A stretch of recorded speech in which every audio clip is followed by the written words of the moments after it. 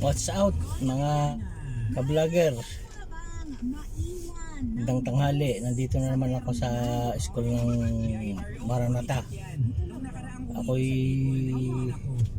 susundo sa mga estudyante. At konting oras na lang lalabas na yung mga estudyante. Kaya halos karating ko lang ang labas ng estudyante ay 11:30. At salamat naman sa yung konting binigay niyong oras na ako inyong panonoorin. Was out ulit. Pa-shout out naman mga katropa, mga ka-vlogger. Kaero, kumusta na?